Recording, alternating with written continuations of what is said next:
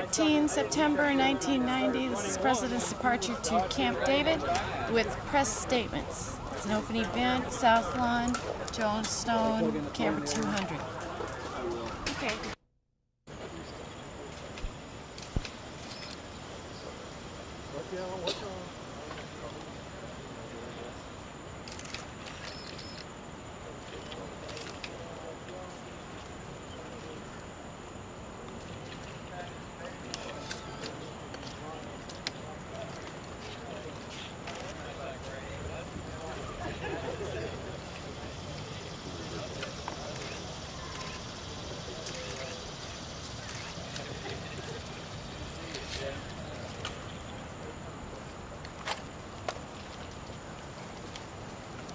Well, I just want to say a couple of things here and be glad to take just a handful of questions.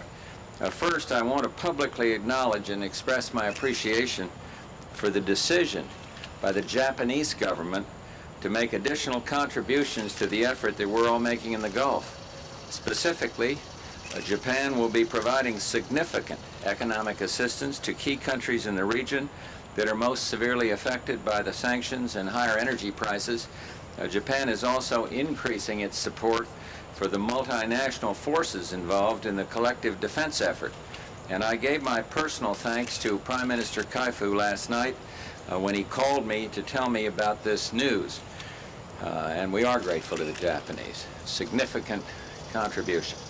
And second, and in a similar vein, I want to say that early this morning, Prime Minister Thatcher phoned to give me the additional good news of her country's latest contribution. She informed me that the United Kingdom would be sending a full armored brigade along with the additional helicopters and aircraft to Saudi Arabia. Some Americans may remember the name the Desert Rats, and that's who will be going. As I told the Prime Minister over the phone, given all that the United Kingdom is already doing, this truly comes as the icing on the cake, a significant move by the Brits. And I also called President Mitterrand a few minutes ago to consult with him on the outrageous Iraqi break-in of the French embassy residence in Kuwait. These developments not only underscore the brutal behavior of Iraq, but also the international support that exists and is marshaled against Iraq's occupation of Kuwait. I've often said that it is not the United States against Iraq, but Iraq against the world. And for our part, we will continue to do everything possible to ensure that the sanctions work as intended and to deter, and if need be, defend Saudi Arabia against armed attack. And here I just want to reiterate what I said when I first ordered the U.S. forces to Saudi Arabia, namely that the United States forces were sent to Saudi Arabia at the request of the Saudi government. And those same U.S. forces will depart as soon as they are no longer needed or wanted. And they will remain not one day longer than is absolutely necessary. John? Are we any closer to armed combat because of what has happened at the French embassy, and also because a U.S. warship apparently is now fired across the bow of an Iraqi tanker? What do you know about that? I wouldn't put it closer to a war situation. I still hope that this matter can be peacefully resolved, and the way for that to happen is for Iraq to comply with the sanctions. Yes, American vessel did, in accordance with the United Nations resolutions, in accordance with the sanctions, cause another Iraqi vessel to heave to, and it has been boarded. And I expect confidently that if it indeed is not carrying any contraband or anything that will violate the sanctions, it will be permitted to go on its way. But it did require a bit of a warning before the captain pulled over and permitted the boarding party to have a look. Yeah, Rita. Can you tell us about the U.S. consul that was detained in the Canadian ambassador's house? Any protests or any action about that? I don't have all the details on that one, but again, I would lump that into the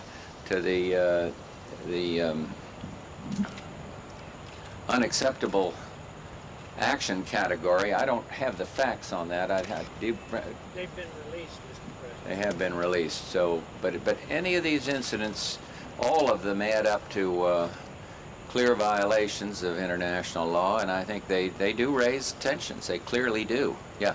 President, how is Ambassador Howell, and would the U.S. have to respond militarily if Iraq entered the United States compound at Kuwait? That's too hypothetical, the last part of the question, but I have no reason to believe that Ambassador Howell, Nat Howell, is not in good shape. I haven't heard anything to the contrary. How long are you going to keep him there? I've not made a determination on that.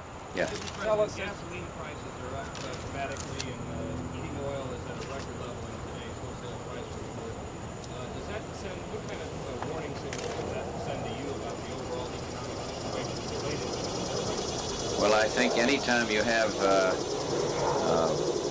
price inflation, sudden inflation, it is a matter of concern given the state of the economy. What it does is make me argue even more vociferously for a budget agreement. But there are the shortages, this speculation, we're talking about future market prices, we're talking about futures. That speculative atmosphere belies the reality, which is that there are sufficient petroleum products so that the market should not be going for higher prices. In other words, it's speculation. It's future speculation. Yeah. Talking about, I believe you're talking about October prices that are quoted on the crude market. Yeah. What's your reading on the budget negotiations as the clock ticks out? Well, kind of up and down like a roller coaster. This morning, there was a feeling Dick Darman and John Sununu, Secretary Brady, felt that they were closing the gap. Last night it was a little more pessimistic. So I can't tell you. I haven't talked to our negotiators in the last 2 hours. President France is going to take action as a result of the embassy incursion. Will the United States take action as a result? I don't know what France is going to do, but clearly I will continue close consultation with Mr. Mitterrand, because I told him I view this as a matter that is of grave concern to the United States. Happens to be the French ambassador's residence, but it is a matter that we look at that concerns everybody, and told him that I would do anything I could to support whatever he decides to do. And he will be back. I found him in Czechoslovakia, and he will be back, and I believe he has a cabinet meeting tomorrow, so we'll simply wait and see what they recommend. Yeah, Charles? You're suggesting that the Iraqis are in fact tightening the screws in a number of areas. Is there an escalation now required from you and your allies? Well, when an escalation is required from me, Saddam Hussein will know it. What about the tape? Oh, tape? Haven't heard. I think it's there now. Do we know whether the tape has arrived? Should be there tonight. Got off to a slow start with that Eagle Burger handoff, but it should be there tonight. One of the classic scenes. What?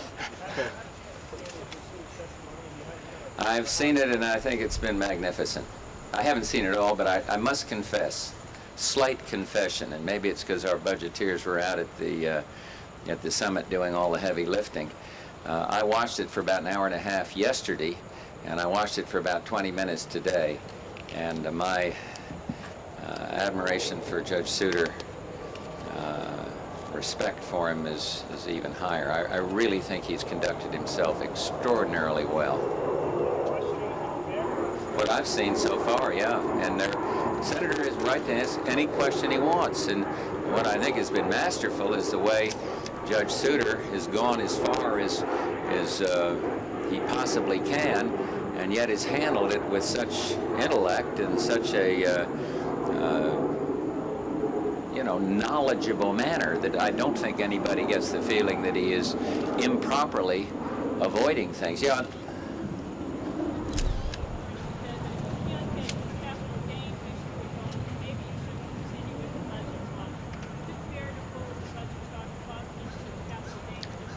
Listen, Senator Dole is doing a magnificent job out there. I don't know in what context he placed that, and I think everybody in the summit knows of my commitment to it.